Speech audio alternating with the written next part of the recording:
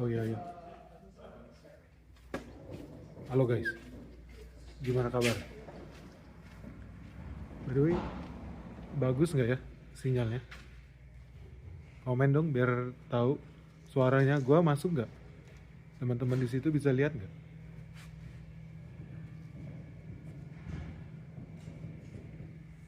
Hmm.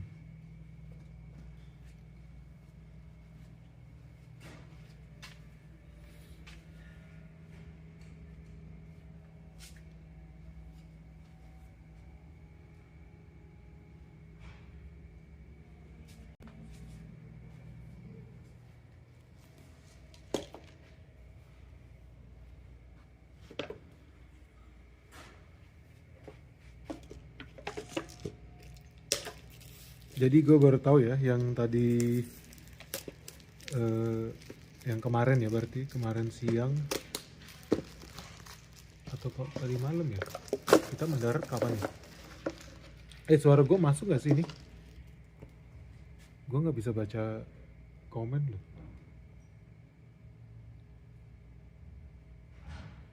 Oh udah bisa. Masuk nggak? Jelas nggak guys? Suara kita jelas nggak? Bisa?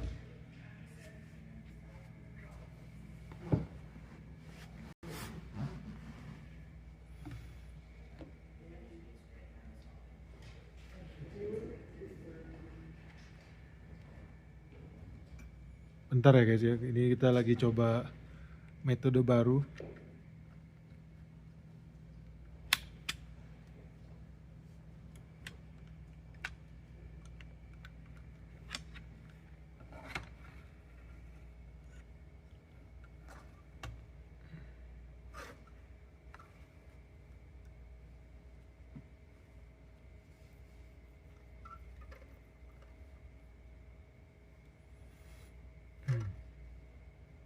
Coba gue mau baca. Jelas ya? Jadi gimana guys? Indonesia adem ayem om, keren. Rizky Muhammad. Gue sapa dulu dong teman-teman. Thank you yang udah live. Di sini ada, ini dari mana aja ya? Ada Mr. Fury, udah masuk. Ada Tommy Effendi, Rizky Muhammad Reza. Kulkas 3 pintu, buset kulkas 3 pintu. Kok nanggung banget ya 3 pintu ya? Biasanya kan 2 pintu atau 4 pintu. Selamat Sugiono, sekarang George Soros sudah ada lawannya. Oke. Mayday 2026, damai tanpa kerusuhan. Surabaya hadir, halo. File Fariza dari Surabaya, yang lain dari mana nih? Mayday, aman om. Ricky Zo. Jadi by the way, tadi gue baru kelar ngajar ya. Di NYU. Masih ada beberapa kampus lagi. Thank you juga buat teman-teman di sini yang udah datang. Gue kaget juga. Jauh-jauh lo yang datang. Tadi kita ngobrol ternyata ada yang paling jauh tuh ada yang datang dari California ya. Ada yang datang dari Toronto. Gila juga ya. Next itu kita ke Stanford, cuman jadwalnya masih tunggu. Soalnya kita ada yang mau ketemu juga, kemungkinan nanti dari sini habis AGM, habis RUPS ya Berkshire Hathaway, kita balik ke Timur Tengah dulu guys, ke Jeddah. Jadi nanti habis itu kalau ada waktu kita balik lagi ke Amerika ya. Jadi harusnya ke Stanford, ke Boston, sama ke Washington. Om Ben ngajar apa di NYU om? Ngajar teori kita soal gimana sih cara ngitungnya ya, sehingga bank swasta terbesar di Indonesia gue bisa ramalin jatuh ke 5 ribuan, bank himbara terbesar di Indonesia bisa jatuh di bawah 3.000 ketika orang-orang lagi pada happy semua. Dan yang paling seru adalah, ini kalau teman-teman lihat di Instagram, tadi gue belum posting.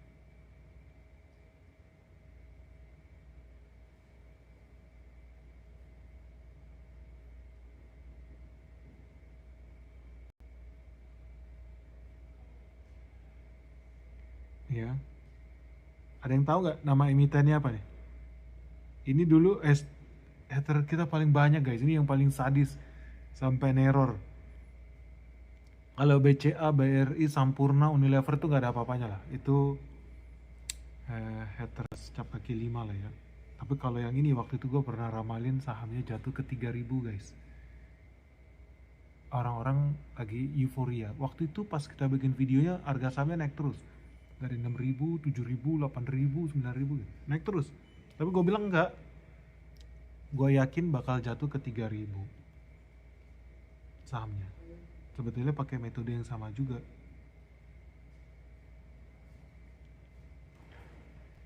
Ada yang tahu nggak?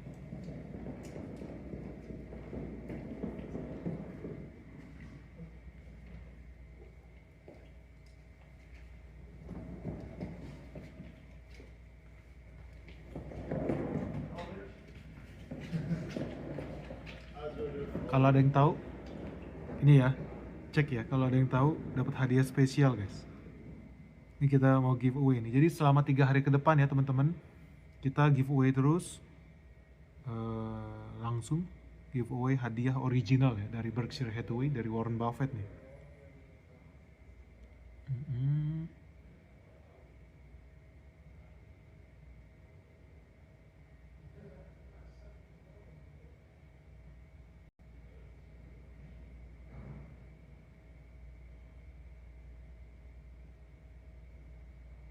Oke, udah gue posting nih.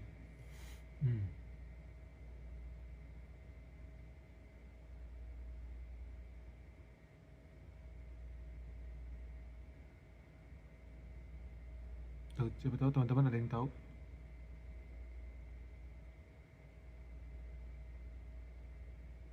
Jawab dong kalau ada yang tahu ya. Emiten apa yang gue pernah ramalin harganya dari 9.000, terus gue bilang bakal jatuh ke 3.000. Jadi cuma orang halu aja yang beli saham ini. Waktu itu harganya dari 6.000 dan masih naik terus guys. Ingat gue 5.000, 6.000, 7.000. Gue bilang aduh ini orang halu, karena sebetulnya ini bukan saham murah. Ada yang inget gak nama emitennya siapa? Coba ya kita baca ya dari paling bawah. Catat ya yang menang ya. Admin kita tolong dibantuin.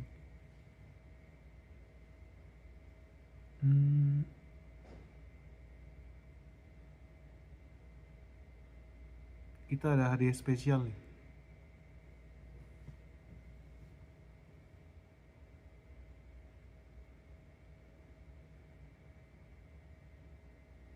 Ini gimana ya caranya? 3 orang pertama ya. Emitennya nggak mungkin gue sebut ya, jadi nanti yang pertama ini gimana ya?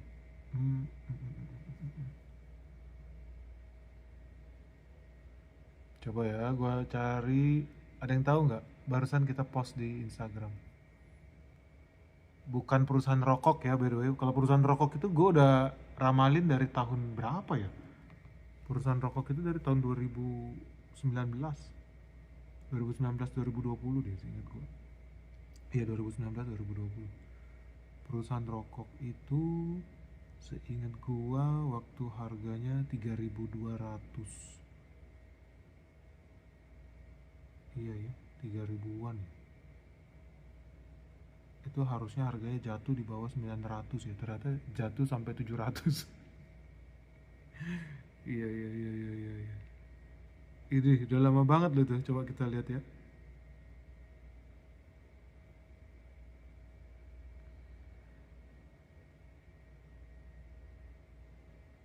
Iya 2018 bener. 2018 tuh harganya 3.000-an guys. Jadi waktu harganya 3.000-an gue bilang ini saham Candi Borobudur nih, karena membentuk Candi Borobudur. Tuh guys. Lihat nggak? Candi Borobudur. Harganya ya, baca nggak? 3.000. Terus orang-orang mah pada berbondong-bondong ya beli saham itu. Dan kalau teman-teman baca tulisan gue pada saat itu, gue bilang, oh ini lu halu. Sama juga kejadian ya, naik terus. Dari 3.000 sampai 4.000, bahkan sampai 5.000 kalau nggak salah ingatnya. Tapi gue bilang enggak, ini saham ini 900 rupiah pun udah bagus.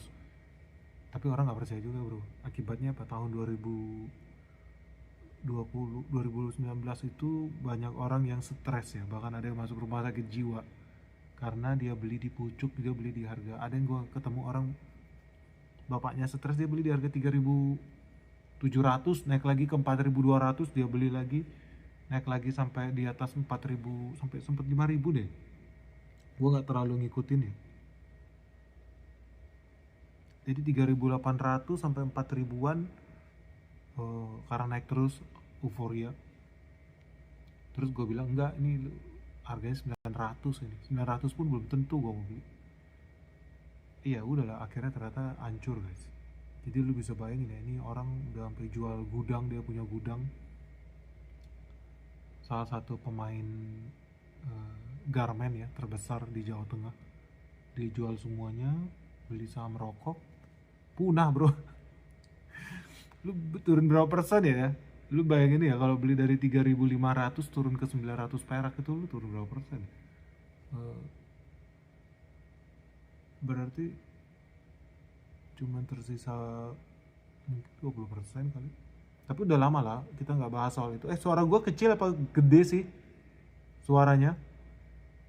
Betul guys, itu namanya saham Dead Star. Hebat nih Prakoso, terbukti pernah baca buku kita ya. Dulu kita giveaway buku guys, 16 jenis saham di ISG. Harusnya diterbitin ya, cuman nggak ada penerbit yang mau terbitin guys, karena menurut mereka nggak akan ada yang mau baca. Karena zaman itu tahun 2018 nggak banyak orang yang ngerti saham. Jadi dunianya kecil, sempit, populasi manusianya juga sedikit. Jadi nggak ada orang yang mau terbitin buku kita ya. Gue nulis 3 buku lah. Filosofi saham, 16 jenis saham, terus sama 7 kebohongan Warren Buffett ya. Ya sudahlah. Nah itu dari salah satu dari 16 jenis saham itu, ada jenis saham yang wajib lu hindarin, namanya saham Dead Star. Jadi saham Dead Star itu kecuali pakai hands free. Maksudnya beneran suara gue kecil banget guys. Yang lain gimana? TSTM pakai hands free. Nah gue kagetnya gini, kenapa pun akhirnya hari ini gue di Amerika ya, ternyata ada follower kita yang baca tulisan gue. Jadi gue sempet waktu itu nulis bukan cuma Sampurna sih, mungkin yang orang bilang yang paling fenomenal itu pas saham Unilever ya. Kalau anak-anak Gen Z mungkin lu nggak tahu, Unilever itu TBK di Indonesia. Tapi saham Unilever itu zaman dulu itu kayak, bisa dibilang kayak bank BCA-nya hari inilah, atau kayak Nvidia-nya lah. Ada salah satu direktur perusahaan TBK juga taruh hartanya di situ. Gua tahu orangnya sekarang udah stres. Kenapa stres? Karena ya sahamnya ini zaman itu ya, kalau lu lihat Unilever, nih ya kita lihat ya, ini fenomenal banget bro. Sama juga, ini namanya Candi Borobudur yang paling sempurna guys, Unilever ini. Kalau lu lihat ini gimana ya, bentar ya guys, kenapa nggak bisa ya. Ini guys, saham Candi Borobudur ya. Ada yang pernah baca nggak ya tulisan gue ya tentang Candi Borobudur? Ternyata tulisan gue tentang Candi Borobudur, yaitu jenis saham Dead Star, originalnya itu di saham Unilever ini. Waktu itu sama juga. Kalau Sampurna itu gua ramalkan jatuh ke 900 perak, kalau si Dead Star Unilever ini waktu itu harga dari 10.000 lebih guys. Gila nggak? Lu bayangin, dari 10.000 lebih itu gua tulis ini sahamnya bakal jatuh ke 3.000 bro. Jadi intinya ada yang gue tulis lah, mungkin teman-teman ada yang pernah baca tulisan gue, dan ternyata ada orang yang baca itu pada saat itu dia masih kuliah ya, sekarang udah jadi dosen di Amerika, dan dia ngeh lagi pas kita bahas Bank BCA sama Bank BRI. Ternyata dia pakai formula Dead Star itu, karena gue ngajarin gimana cara ngitung saham Dead Star dari 16 jenis saham. Saham yang paling berbahaya itu saham yang pasti miskin. Namanya saham auto miskin, begitu lu beli lu tambah miskin guys. Tapi orang Indonesia cita-citanya banyak yang tambah miskin, jadi udah tahu sahamnya pasti tambah miskin malah dia beli. Nggak percaya, lihat yang di Instagram, banyak banget orang yang berbondong-bondong beli saham itu karena dibilang bakal jadi the next Nvidia kan. Tapi enggak, gue bilang enggak. Hari ini sahamnya ya bakal terus turun ya, tapi ya udahlah, sejarah kan terus berulang-ulang gitu aja, nggak ada yang aneh. Anyway, ternyata formula gue itu ternyata orang itu udah jadi dosen ya, mahasiswa itu sempet waktu itu minta, bukan minta bimbingan, dia minta gue bikin apa sih, kata pengantar ya, apa ya kalau nulis buku itu di depan. hmm, nggak tahu juga lah gue, tapi gue nggak sempet waktu itu, sorry banget, jadi nggak bisa tulis kata pengantar ya, kata pengantar. Anyway, orangnya ternyata jadi dosen, terus dia lihat video kita yang BCA main BRI itu kan. Banyak orang nggak percaya juga ya, haters gue jadi tambah banyak tuh gara-gara ngomong. Tapi paling banyak pertumbuhan haters gue tuh sebetulnya ngomongin Sampurna karena ada salah satu direktur ya, direktur utama perusahaan emiten TBK batubara Jaban itu guys. Ini udah lebih dari 6 tahun lalu kali, 6 tahun atau 7 tahun lalu ya. Zaman itu dia taruh 90% sahamnya di perusahaan rokok itu. Terus tiba-tiba gue bikin tulisan panjang kali lebar menjelaskan kenapa saham ini bakal jatuh dari 3.500 something ke 900 perak. Nggak terima dia, wah marah besar dia. Pokoknya direktur TBK lah, perusahaan tambang terkenal, marah banget. Sampai sekarang masih jadi haters gue yang paling setia, dia tuh guys, haters yang paling setia. Karena menurut dia gue bikin, karena menurut dia ya, versi dia, gue ini yang membuat dia jatuh miskin, padahal nggak ada hubungannya sama gue. Ya realitanya ya kembali ke harga normal aja. Bahkan lebih sadis lagi ya, dia nggak jatuh ke 900, dari 3.000 itu sampai ke 700, kayak 700 600. Anyway, formulanya tetap sama dan sejarah berulang-ulang. Apa yang terjadi di sana terjadi lagi di sini. Dan iya, sebetulnya nggak ada yang baru guys. Nah kalau itu kan yang Big Bang itu udah, mungkin lu taunya pun baru-baru ini ya. Tapi kalau saham yang gue posting di Instagram itu sebetulnya udah dari tahun lalu.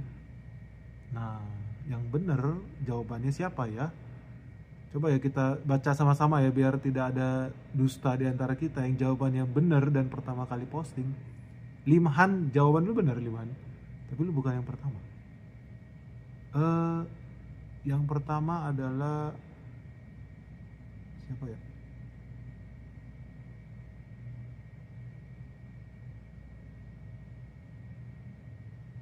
Betul, saham yang depannya huruf B bro. Ya, gue nggak ngerti bro caranya gimana. Sorry banget ya. Ini teknologi baru nih guys. Jadi kita ngetes, nge-live nggak dari studio, tapi pakai metode yang sama dengan dari studio juga. So, coba ya, coba. Bentar guys, kasih gue 2 menit guys. Jadi gue baru nyampe, gila dingin banget di sini ya. Dingin banget. Ini udah di dalam pakai heater. Itu udah ada api unggun juga di situ. Ini minus 12 guys. Minus 12 derajat Celcius. Coba ya, kita lihat.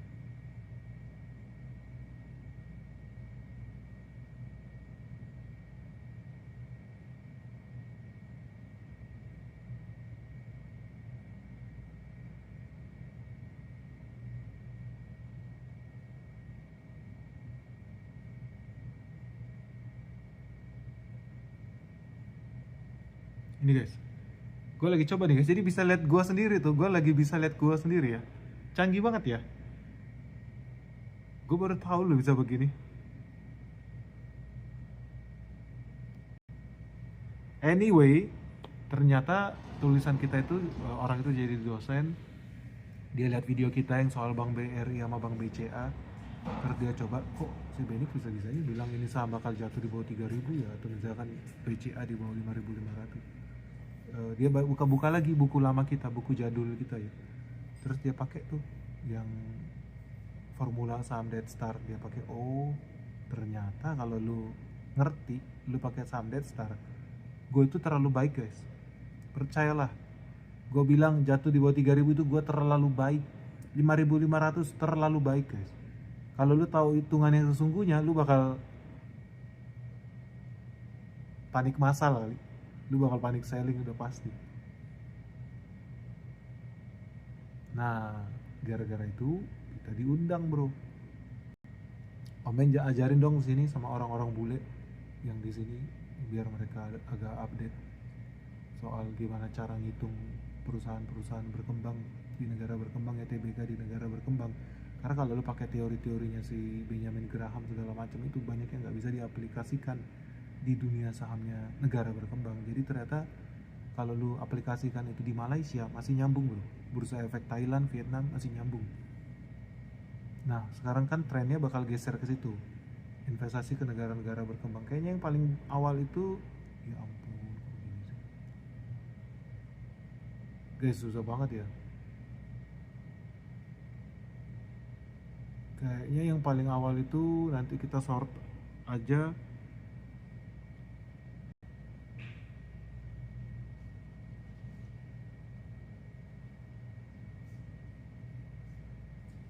Sorry bro.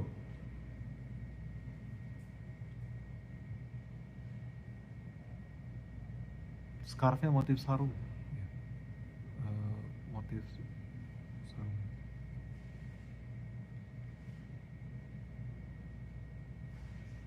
Minta dong, lagi masak apa? Boleh dong, mau dong. Yang soto deh. Soto apa cabai rawit ada nggak? Yang kare ayam deh.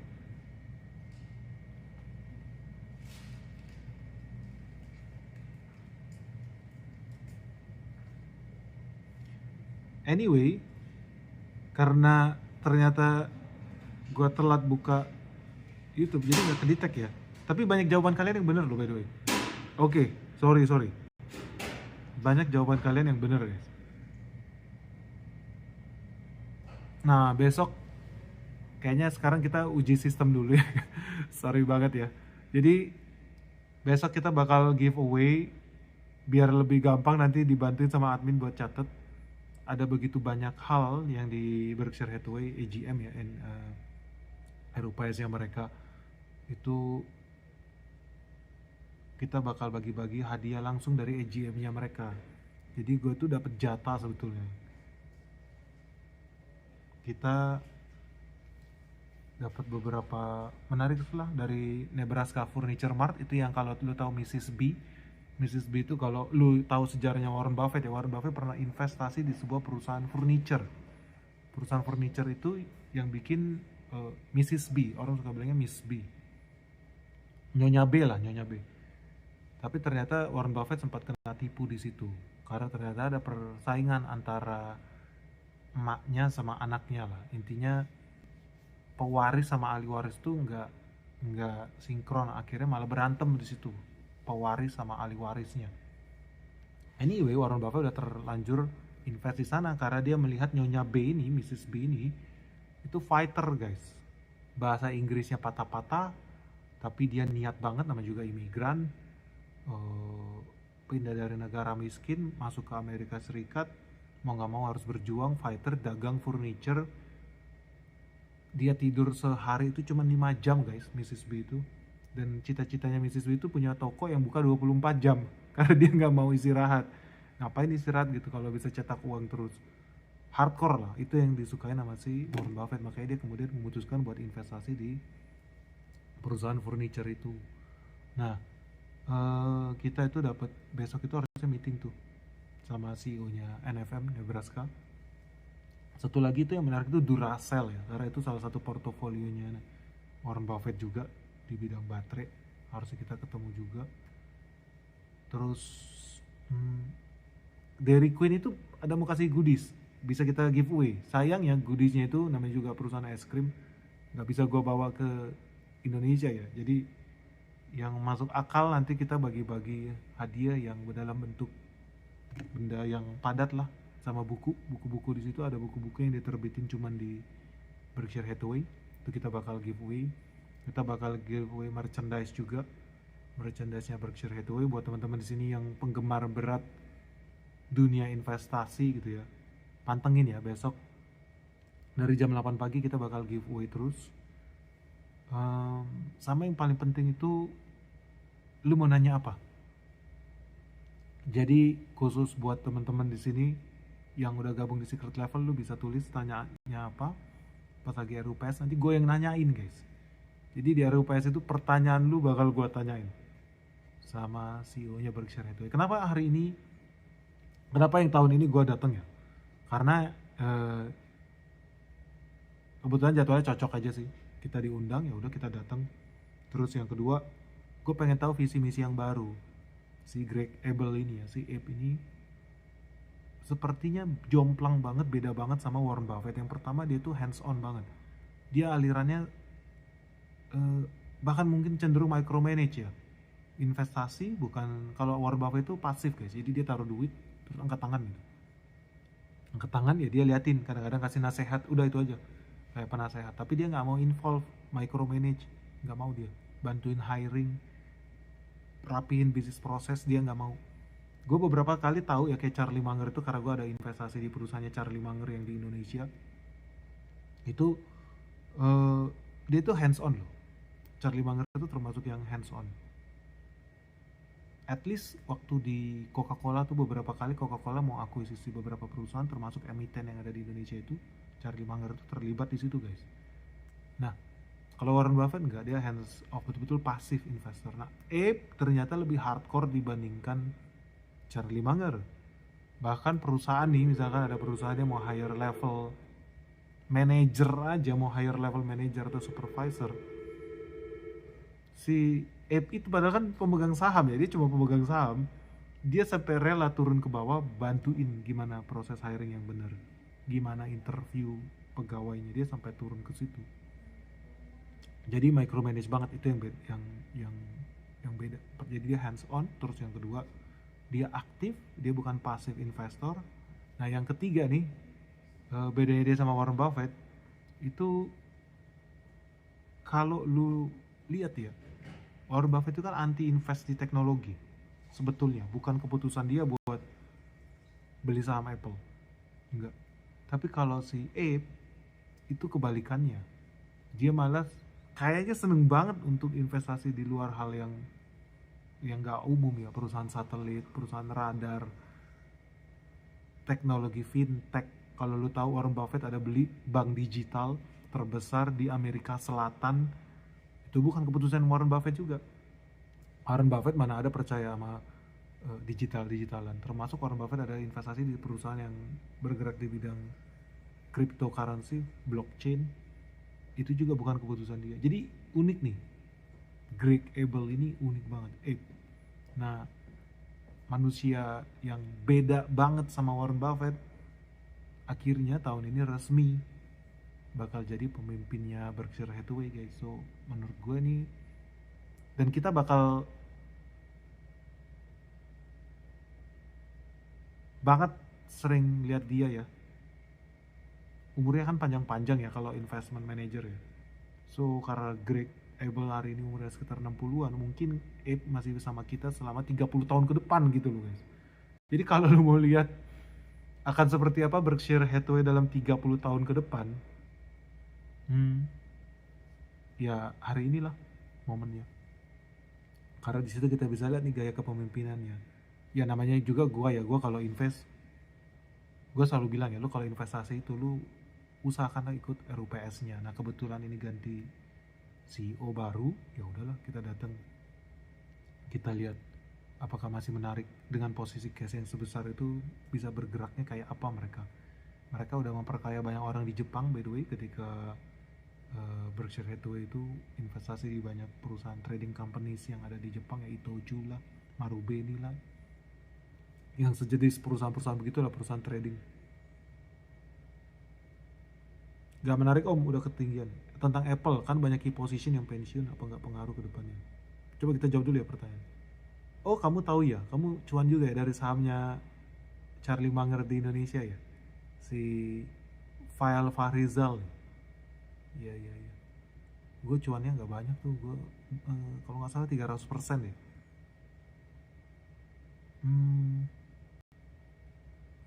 Ya, perusahaan yang diinvestasi Warren Buffett di Indonesia konsisten growth Om, Selamat Sudiono. Iya, menurut gue tuh bagus banget. Dan gue yakin bakal tumbuh terus. Kenapa? Nanti teman-teman lihat ya, El Nino itu bakal makin panjang, makin berdarah-darah, makin kering. Artinya kebutuhan air bersih itu bakal makin tinggi guys. Jadi ya gue yakin bakal growing terus. Meki Benix. Nah, Om, update ramalan suku bunga The Fed, Bank Sentral Jepang. Oke, bagus. Gue sebetulnya kemarin udah bikin videonya guys. Ya tadi pagi gue juga udah bikin videonya. Tapi ternyata setelah gue lihat ya, tadi pagi itu gue live dari jalan, dari mobil itu ada setengah jam loh. Pas gue lihat versi jadinya ternyata cuma 1 menit ya. Yang masuk ke YouTube, ternyata sisanya nggak kejadian, terbuang sia-sia. Anyway, di situ gue bahas soal meeting kita sama banker yang ada di Abu Dhabi. Jadi banker-banker Abu Dhabi itu memutuskan keluar dari OPEC. Dan ini serius, karena OPEC ini kan kartel ya. Gue udah bahas ini belum ya? Gue kayak deja vu nih. Coba guys, kasih tau dong. Gue udah bahas ini belum? Gue udah bahas soal bank sentral belum? Terakhir kita live gue bahas apa ya? Yang OPEC itu masuk gak sih? Kemarin rusak parah live-nya. Gue itu kemarin live itu bahas soal OPEC, gue soal bank sentral Jepang, bank sentral Uni Emirat Arab, strateginya bosnya George Soros buat ngerjain Donald Trump. Udah belum sih? OPEC belum ya? Oh yaudah deh, kita bahas sekarang ya. Jadi satu-satu ya, ingetin aja. Jadi yang OPEC itu Abu Dhabi resmi membawa Uni Emirat Arab keluar dari OPEC karena orang pasti banyak salah analisisnya. Media itu banyak yang salah analisis guys. Jadi di sini aja gue sharing ya. Kenapa mereka exit dari OPEC? OPEC ini kan kartel. Mereka nggak bisa nentuin harga minyak dunia, tapi mereka bisa nentuin supply minyak di dunia. At least buat negara anggotanya. So, kalau seandainya harga hari ini kemurahan, $60 per barel, apa yang dia lakukan? Mereka akan perintahkan negara anggotanya buat stop produksi. Harapannya negara bisa naik. Begitupun kebalikannya. Kalau harga udah terlalu tinggi, mereka juga bisa perintahin anggara anggotanya untuk produksi lebih banyak lagi, tapi pakai kuota. Irak lu bisa bikin 1 juta barel sehari. Emirat Arab lu bisa 3 juta barel per hari. Arab Saudi lu bisa 5 juta barel per hari gitu. Jadi mereka bisa perintahkan itu. Tapi orang semua udah tahu OPEC ini arsiteknya adalah Arab Saudi. Nah, makin kesini lu lihat ketika Gulf countries ya, GCC ini, negara-negara Teluk itu berperang dengan Iran dan banyak kilang-kilang minyak yang dibom. Ternyata, lu udah tahu ya, Emirat Arab itu yang paling dekat sama Iran kan, itu udah sepelemparan batu aja, pandang-pandangan di Hormuz itu. Ternyata ketika banyak kilang minyak Iran yang hancur dibom Iran, Emirat Arab itu kecewa banget guys, karena dia merasa seolah-olah ditinggalkan sendirian dan Saudi Arabia itu nggak membela dia, malah mungkin menikmati kali ketika harga minyak naik, Saudi Arabia cuannya tambah gede.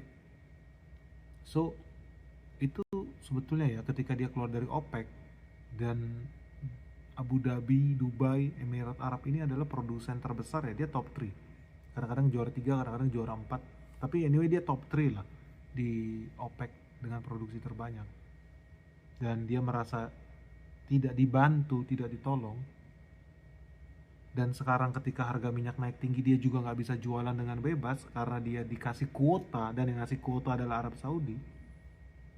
Ya mereka akhirnya memutuskan, buat apa gue join sama OPEC, dan dia keluar dari OPEC. Nah ini sinyal, ada 2 sinyal sih di sini guys. Yang pertama adalah lu bisa lihat kenapa Emirat Arab harus keluar ya, supaya mereka bisa lebih gesit. Kalau harga minyak naik, dia bisa tingkatin produksi sendiri tanpa minta izin. Kalau harga minyak turun, dia bisa lakukan pemotongan sendiri kalau dia mau. Tapi dia bisa lebih gesit guys. Dan artinya ya, situasi keuangan mereka juga jangan-jangan gak lagi baik-baik aja guys. Nah yang kedua, ini justru menunjukkan sinyal bahwa perpecahan ya di Gulf countries itu memang real. Karena dari sini lu bisa tahu nih, Emirat Arab bersih tegang sama Saudi Arabia. Kalau dia menjauh dari Saudi Arabia, artinya dia sedang mendekatkan dirinya dengan negara yang bisa melindungi kepentingan Uni Emirat Arab dari drone-drone rudal-rudalnya si Iran. Negara apa? Ya lu cari tahu sendiri. Karena setelah Emirat Arab keluar dari OPEC, apa yang terjadi? Ada pengiriman rudal Patriot dalam jumlah besar. Jadi rudal yang pelindung ya, buat intersepsi rudal di udara dari negara tersebut ke Uni Emirat Arab. Jadi dari sini udah bisa lihat arahnya Emirat Arab akan mendekat ke negara tersebut yang punya Patriot, yang bisa melindungi dia. Dia udah gak mau lagi dengerin katanya Arab Saudi. Jadi bakal makin seru nih Teluk. Harga minyak bisa nggak tambah turun? Menurut gua sangat mungkin. Ya hari ini mungkin lu lihat pada naik semua ya. Tapi kalau udah jalan sendiri, justru harga minyak dunia itu bisa jadi turun guys. Karena si Dubai nih beda sendiri, si Emirat Arab beda sendiri. Dan kenapa penting ya? Banker-banker yang di Abu Dhabi. Karena kalau lu lihat sejarahnya Uni Emirat Arab, itu kan mereka kumpulan bangsa-bangsa, kumpulan raja-raja kecil guys. Emir, orang bilangnya emir. Emir ya lu anggap kayak gubernur lah ya. Mereka bersekutu buat bikin negara Uni Emirat Arab, persatuan emir-emir yang ada di Arab.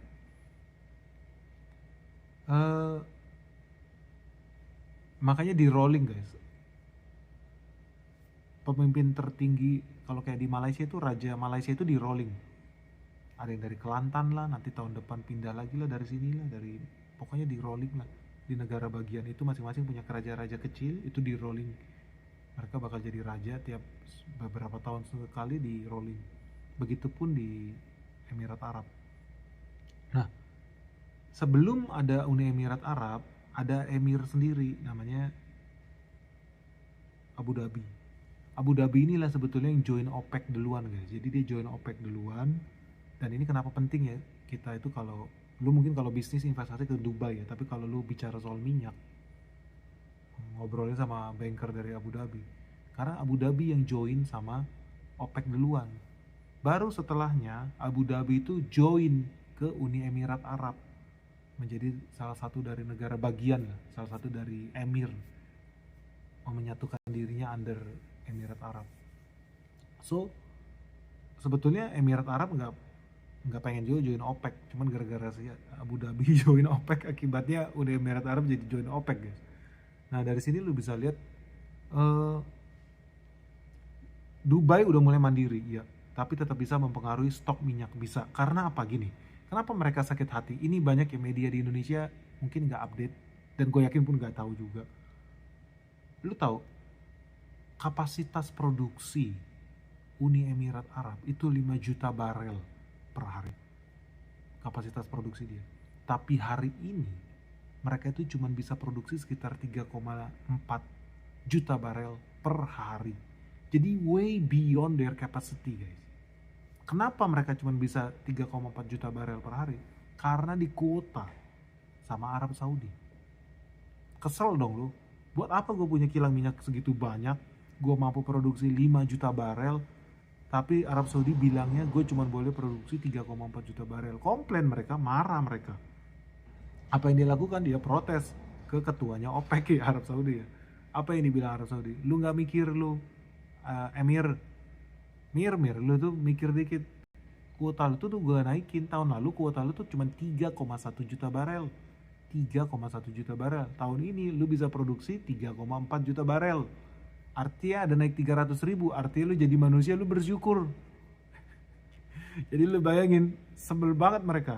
Udah diatur-atur, negara yang gak bisa cuan maksimal, giliran negaranya dibom, gak dibelain juga tuh, disuruh cari solusi sendiri. So akhirnya solusinya gimana? Oke, solusinya gue gak usah dengerin lagi apa kata lu. Solusinya, dan teman-teman bakal lihat, ini yang gak tahu ya, Emirat Arab itu punya jalur pipa sendiri. Jadi mereka sebetulnya punya kemampuan buat bawa minyak gak mesti lewat Hormuz, tapi lewat Fujairah guys. Jadi kalau lu lewat Fujairah, lu bisa langsung bawa dari jalur darat minyak itu. Nah ini yang bakal terjadi ketika lu lihat harga minyak hari ini tinggi dalam Seharusnya Fujairah itu bisa beroperasional penuh dalam waktu 2 minggu, 3 minggu ke depan guys. So lu lihat harga minyak dunia dalam mungkin gak nyampe sebulan berarti bakal turun. Dan gue yakin turunnya bisa ekstrim begitu mereka naikin kapasitas produksi mereka sampai 5 juta barel sehari. Seru nih guys. Nah, tapi yang lebih seru lagi ya ketika mereka keluar dari OPEC, di sisi lain mereka salaman sama negara yang hobi melakukan genosida.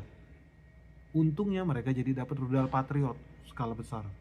Nah itu bisa jadi bikin panas nggak Iran? Bisa jadi juga. Jadi apakah Emir melakukan kesalahan? Saudi punya veto di OPEC, Ben, bisa lah, orang dia bosnya ya.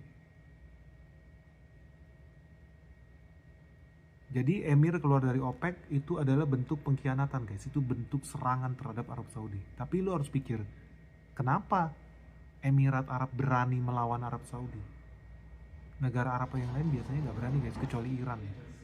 Tapi kenapa ya Emirat Arab berani melawan Arab Saudi? Pasti ada sesuatu. Iya, karena dia punya backing baru.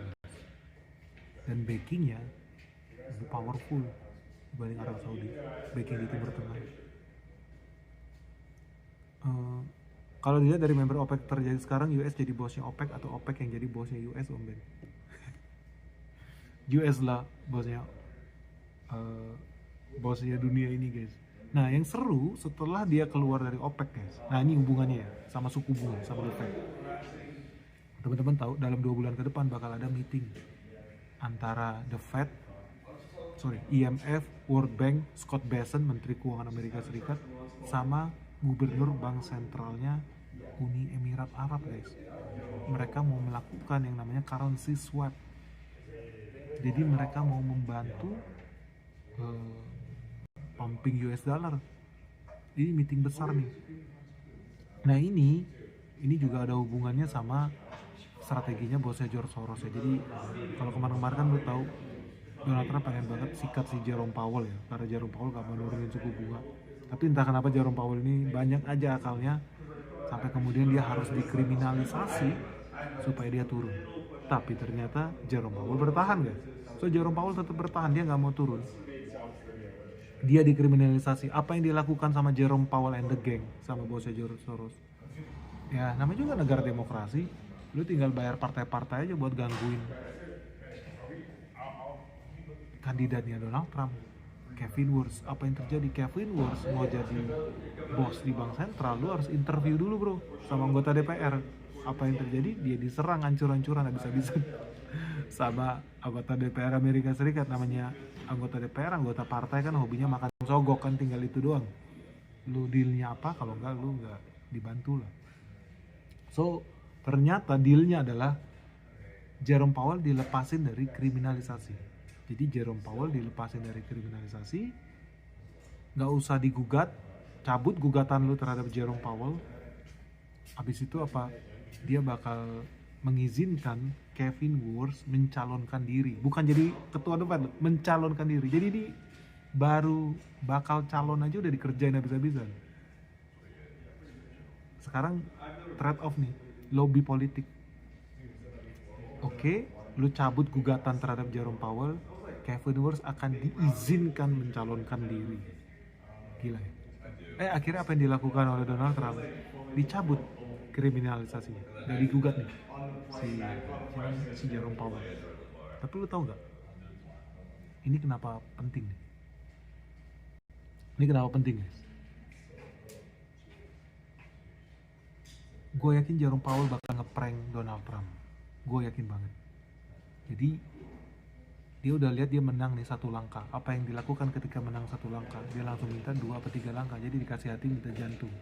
So next, Kevin Wirtz diizinkan naik jadi ketua The Fed, chairmannya The Fed. Tapi lu tahu ya, namanya juga ketua, bukan kepala lo, ketua.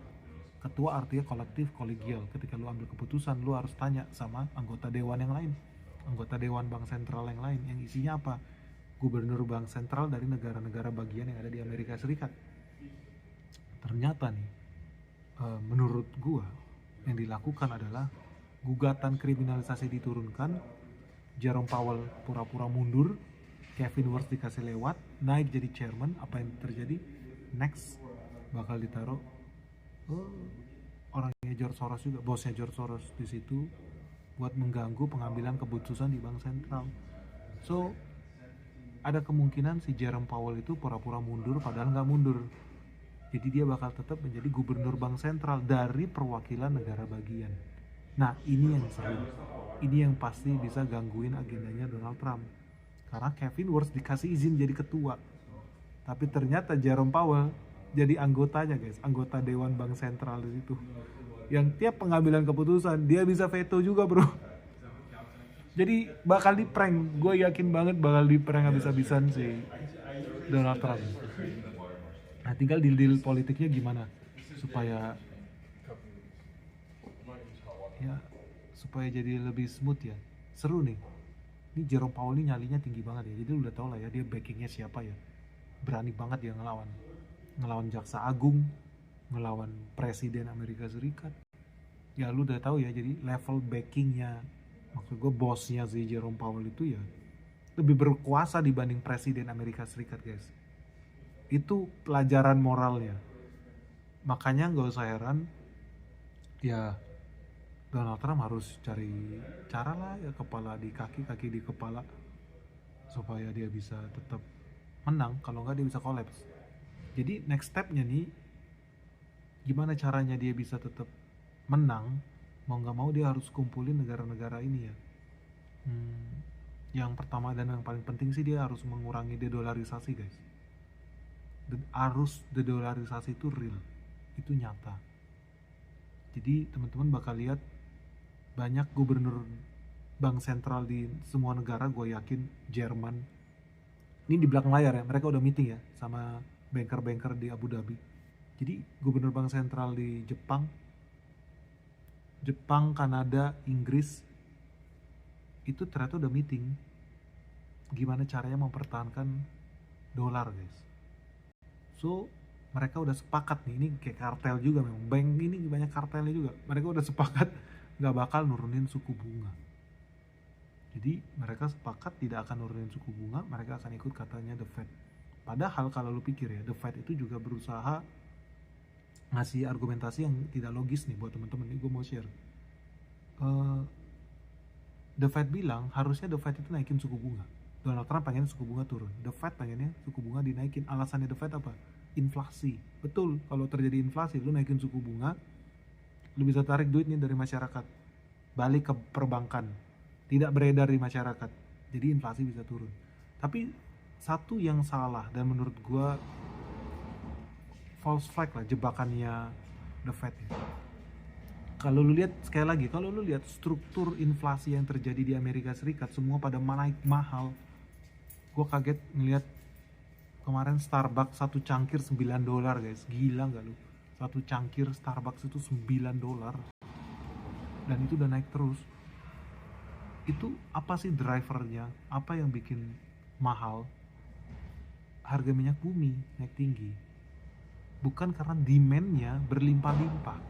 Nah ini gue mau kasih tahu, artinya inflasi tinggi kan harus naikin suku bunga. Belum tentu. Harapannya apa? Lu naikin suku bunga kan biar inflasi turun. Pertanyaan gue, inflasi tinggi kenapa? Karena harga bahan bakar naik. Harga bahan bakar naik kenapa? Karena Hormuz diblokade. Pertanyaan gue, kalau The Fed naikin suku bunga dengan harapan inflasi turun, kan lu harusnya berpikir fundamental dong. Fundamentalnya, kalau The Fed naikin suku bunga, apakah Hormuz jadi dibuka? Enggak. Kalau The Fed naikin suku bunga, apakah harga bensin turun? Enggak. Artinya inflasi yang terjadi saat ini di Amerika bukan gara-gara suku bunga. Nah ini The Fed benar-benar mau ngerjain Donald Trump. Makanya argumentasi mereka suku bunga harusnya dinaikin. So kalau gue nggak naikin, artinya stay the same. Lo harusnya bersyukur sama gue Donald Trump. Dia mau ngerjain Donald Trump bro. Kenapa? Karena kalau suku bunga pun dinaikin, gue yakin inflasi nggak turun. Karena masalahnya bukan di situ, masalahnya Hormuz ditutup. Jadi kalau suku bunga dinaikin, apakah Hormuz dibuka? Gue yakin tidak bro. So akan tetap mahal harga bensin, artinya inflasi bakal tetap tinggi, artinya Amerika Serikat hancur lebur.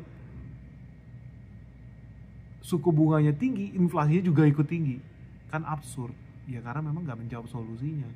Karena inflasi yang terjadi di Amerika sekarang adalah cost push inflation. Itu yang terjadi. Bukan demandnya yang bermasalah. Jadi di sini bukan demand push inflation, no.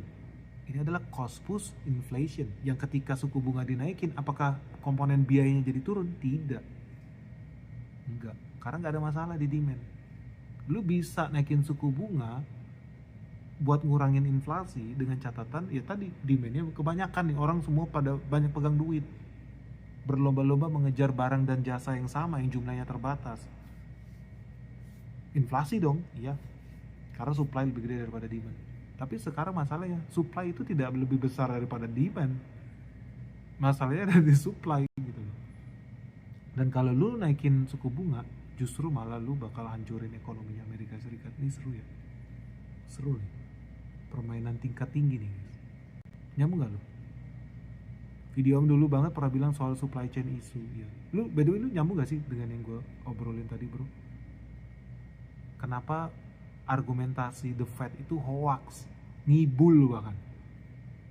Argumentasi mereka bilang suku bunga harus ditahan tetap tinggi untuk mencegah mengurangi inflasi, itu ngibul guys. Jadi bank sentral di mana-mana ini kacrut aja semua. Mereka melayani agenda mereka sendiri, agenda bosnya mereka ya. Presiden aja dia lawan ya. Presiden Amerika Serikat aja dilawan. Nyambung ya, lu aja nyambung ya. Jadi lu kan nyambung kan ya. Jadi nggak bakal turun inflasi di Amerika, malah yang ada dikerjain rakyat Amerika Serikat ya. Gara-gara pertarungan antara pemegang kebijakan moneter sama pemegang kebijakan fiskal berantem terus. Itu juga yang dilakukan di negara Kazakhstan guys. Tahu nggak? Nanti kita bahas deh ya guys. Versi yang negara Kazakhstan seperti apa, gimana caranya bank setan di Indonesia itu menghancurkan pemerintah Indonesia. Nanti kita bahas guys. Tapi ya anyway, itu realitanya. Apakah mereka independen? Enggak.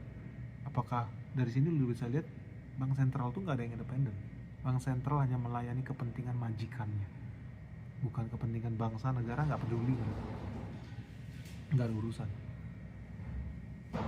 Menarik ya. Dan menurut gue itu harus dipertanyakan. Kenapa bank sentral harus independen? Kalau gitu buat apa kita ada pemilu bro? Coba lu kalau jadi rakyat Amerika Serikat hari-hari ini, tadi gue ngobrol, mereka mulai bertanya-tanya buat apa ada pemilu.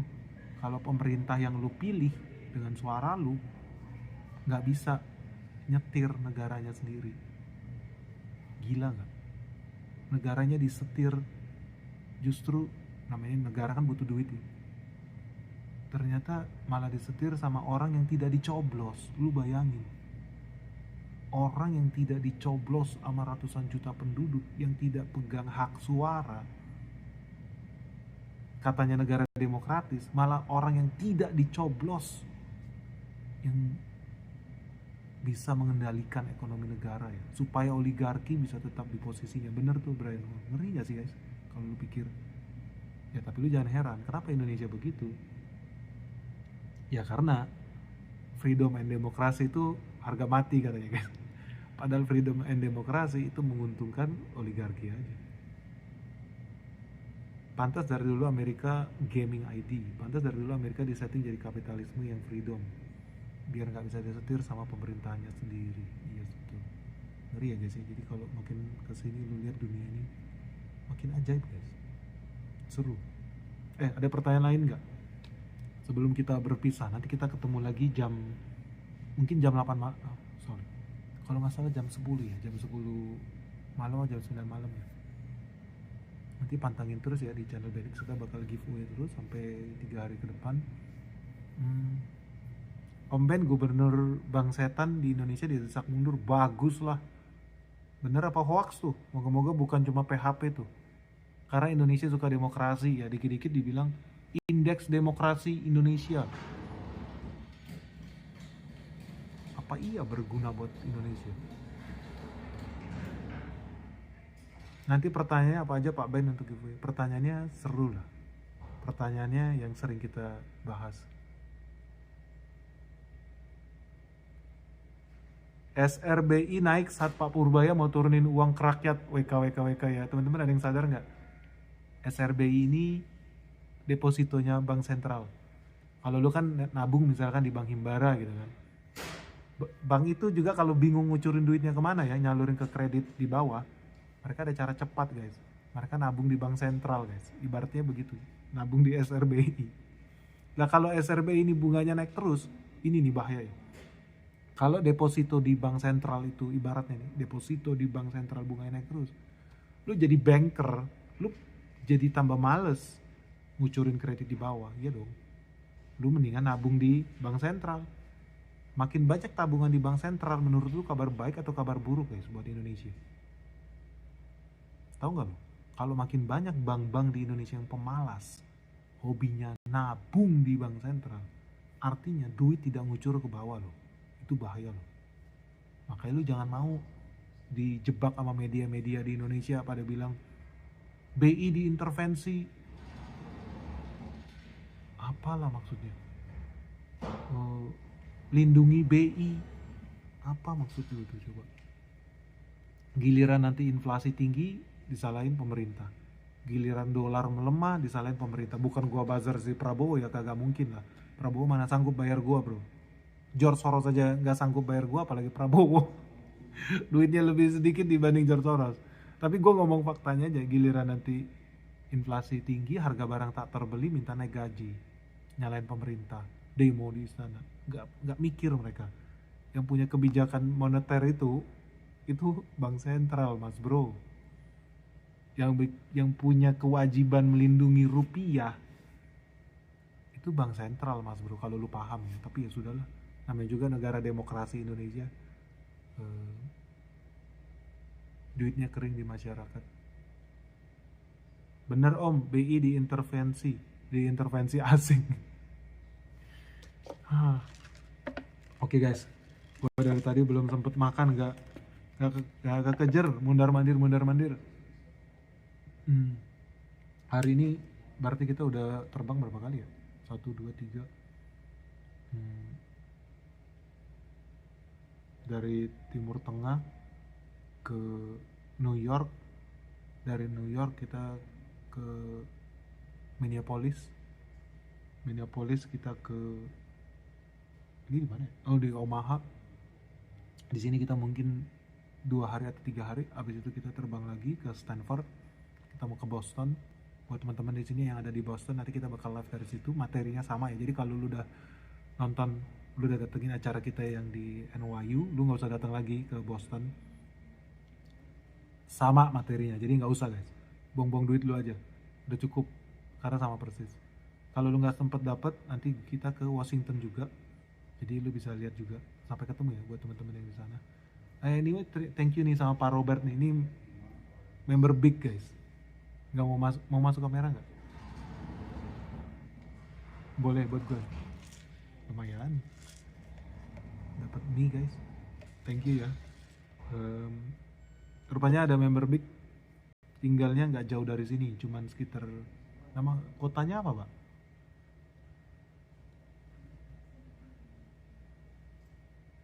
Nggak kedengeran kok, ada noise cancelling.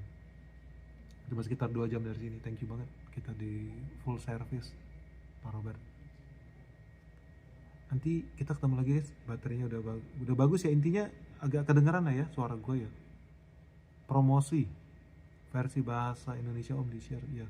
Nanti kita sharing di secret level ya. Jadi besok kita bakal banyak giveaway khusus teman-teman secret level. By the way, secret level itu kan ada yang turbo ya. Kalau yang turbo lu udah otomatis dapat hadiah. Jadi don't worry, teman-teman dapat hadiah, udah otomatis pasti menang. Kalau ada yang mau ikut chatting bisa ikut yang khusus live chat aja ya. Yang di Indonesia ajarin juga om. Oke siap. Kita bikin channel mukbang. Kenapa jadi channel mukbang ya? Kita bakal touring by the way nanti ke rumahnya Warren Buffett. Kita bakal ke toko kelontongnya Warren Buffett ya. Om Robert, kita lewatin dong. Jadi udah generasi keempat.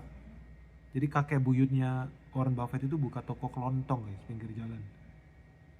Warren Buffett sempat disuruh magang juga di situ.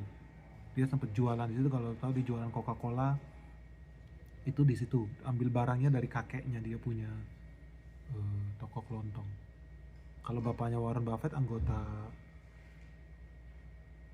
parlemen ya. Om Turbo kasih fitur plus mirip Mini Big dong. Ada materi-materi khusus kok yang khusus di Turbo ya. Di Turbo itu nanti ada beberapa dari SSB, Sekolah Saham Benix juga khusus yang di Turbo. Itu bedanya nanti.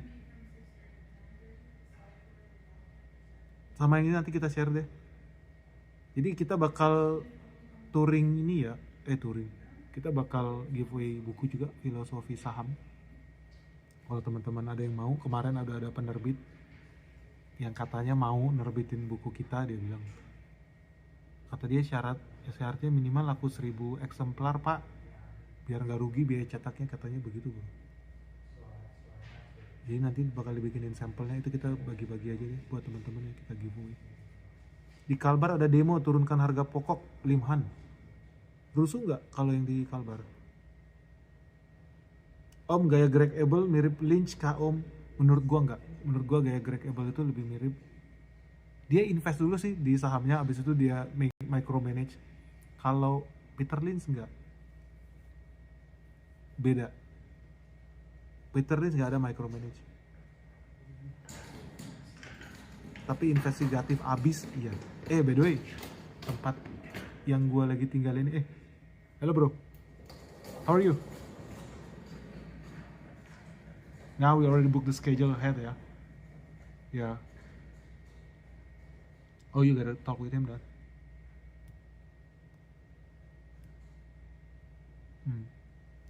By the way, ini tempat pertemuannya Peter Lynch sama Warren Buffett. Ini adalah portofolio investasi yang salah satu yang paling cuan. Nanti gue bakal tanyain by the way besok dari Peter Lynch.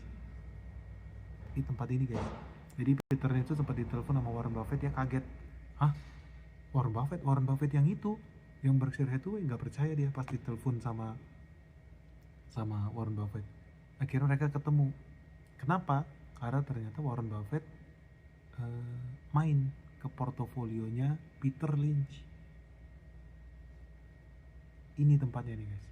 Ini portofolio Peter Lynch. Gue udah pernah bahas strategi investasinya Peter Lynch. Dia bisa cuan multi-bagger di sini. Alasannya apa?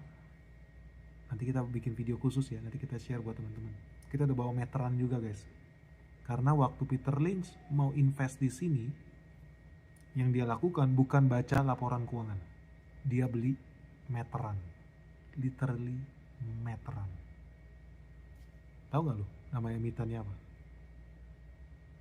Kita bahas ya nanti ya. Pantengin terus ya. Seru nih. Om, kalau musim kemarau itu yang berdampak di Indo sektor apa aja biar menghindari? Oh, biar beli juga dong. Karena kemarau itu membawa banyak kesengsaraan bagi beberapa jenis komoditas pertanian, tapi juga memberikan kebahagiaan bagi beberapa jenis produk. Contoh nih gue sharing. Kalau petani padi seneng hujan apa seneng kering? Petani padi. Coba lu jawab itu. Kalau petani jagung senengnya banyak hujan atau tidak banyak hujan? Kalau petani tebu beda lagi. Jadi beda-beda tuh. Padi, jagung, tebu, sawit. Coba deh lu cek. Dan kenapa jagung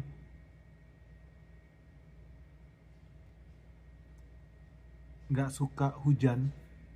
Kenapa jagung tidak suka hujan? Kenapa tebu suka hujan?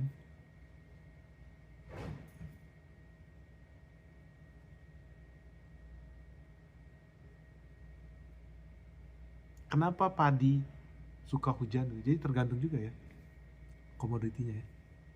Seru ya. Jadi itu yang selalu gue bilang gitu. Kalau ada misalkan ekonom dia bilang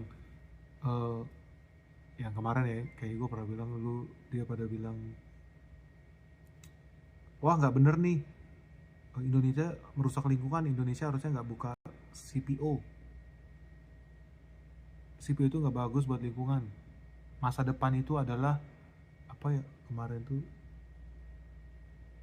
energi terbarukan kata dia.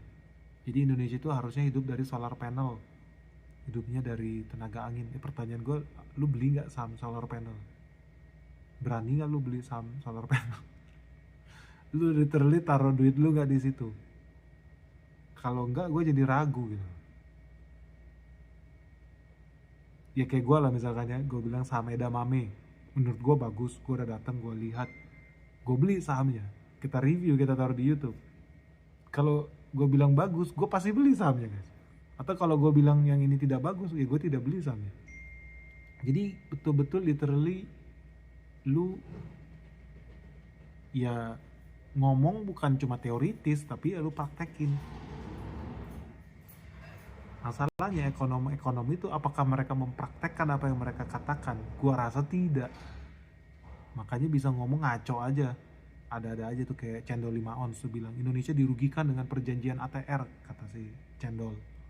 Gue bilang enggak, Indonesia sangat-sangat diuntungkan. Terbukti apa, peningkatan ekspor impor kita sangat-sangat diuntungkan. By data juga udah terbukti sekarang kan, itu kan ngomongnya dia dari tahun 2025, sekarang udah tutup buku 2025, hasilnya apa? Kita diuntungkan, kita surplus dagang dengan Amerika Serikat, tambah gede ratusan juta dolar. Fakta ya, karena apa? Kita investor lah, lu mengambil keputusan investasi harus pakai data dan fakta lah, bukan asumsi. Makanya gue aneh nih sama orang-orang Cendol 5 ons ngomong kagak ada otak, semua gak ada data dan salah semua, bodoh banget. Sama bodohnya dengan orang yang bilang kalau Bank BCA sahamnya nyungsep terus Indonesia bubar. Itu juga bodoh, tidak nyambung, gak ada hubungannya. Aneh, gak ada hubungannya. Saham Bank BCA jatuh 50% bun, apakah artinya Bank BCA bangkrut? Enggak, gak ada hubungannya. Beda lah, bisnisnya tetap ada, kliennya tetap masih hidup, kecuali nasabahnya mendadak mati semua 50%. Kan enggak ya, kena virus atau nasabahnya tetap ada, bisnisnya tetap jalan. Gak ada hubungannya guys. Lu harus, makanya berpikir tuh harus logis lah, jangan yang aneh-aneh. Ada orang yang bilang, oh Bank BRI sahamnya turun karena MBG. Apa maksudnya? Artinya Indonesia gelap kalau saham Bank Big Bang anjlok? Gak ada hubungannya, gak ada. Gak rasional lu. Sekalian aja lu bilang Indonesia bubar tahun 2019 karena Benix tahun 2018 bilang saham Unilever hancur atau saham Sampurna hancur. Kan gak ada hubungannya bro. Betul, jagung itu rawan serangan jamur, makanya bahaya. Itu betul, kalau terlalu basah. Dia ada juga kandungan racunnya, apa namanya, alpha toxin, yang kalau dibiarkan terlalu lama bisa jadi gak bisa lu makan itu jamur itu jagungnya. Itu ilmunya sendiri guys, itu ada age-nya sendiri lah di dunia investasi. Jadi lu kalau lu mau investasi, lu pastikan lu ngerti tuh apa yang lu taruh duit, karena dari satu peristiwa, contoh kayak kemarau, ternyata bisa memberikan dampak yang 180 derajat berbeda, even sama-sama bisnis pertanian.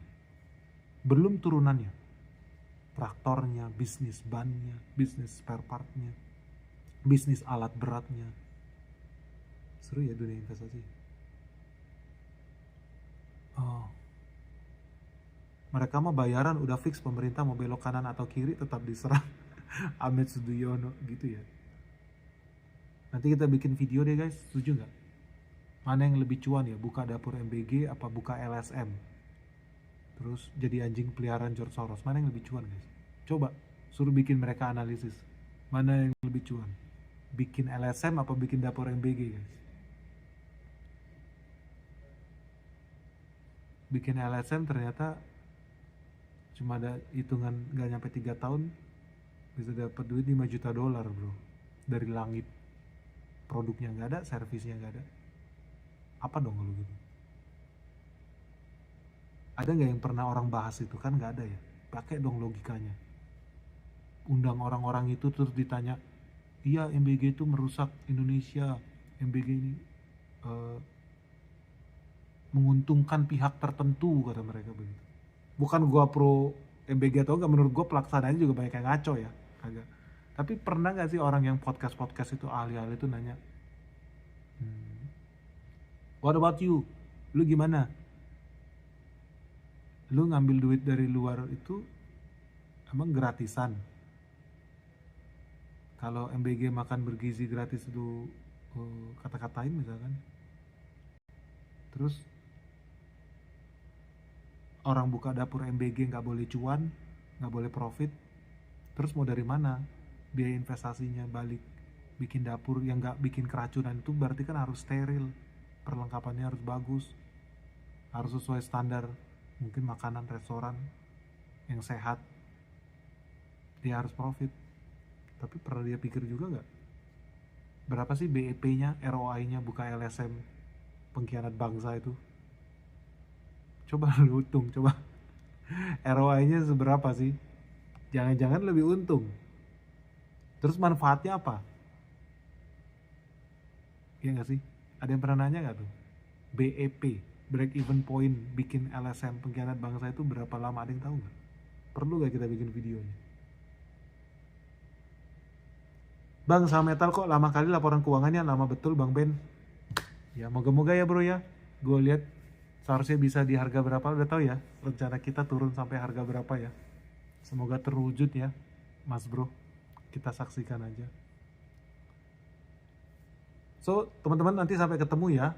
Kita jam 9 ya, jam 9 malam berarti waktu Indonesia. Sama Omaha itu ternyata lebih gampang hitungnya, ternyata cuma beda 12 jam.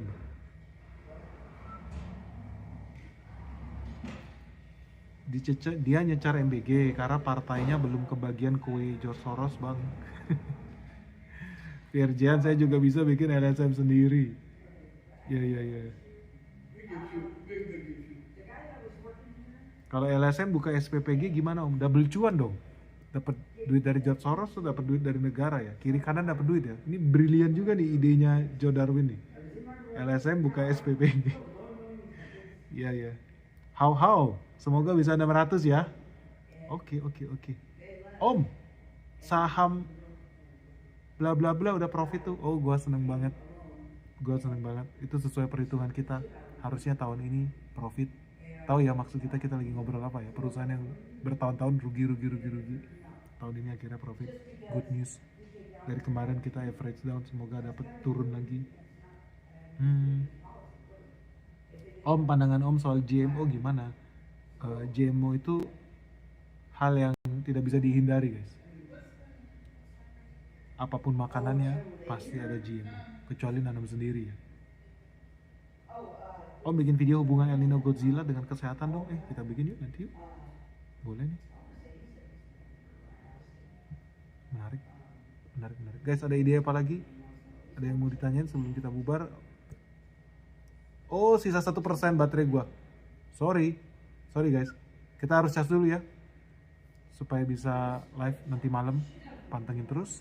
Thank you buat teman-teman yang udah join. Jangan lupa tulis pertanyaan kalian apa nanti biar gua tanyain di RUPS nya Berkshire Hathaway. Oke, semoga video ini bermanfaat guys. Sampai ketemu lagi. Salam sehat, salam cuan, bye bye.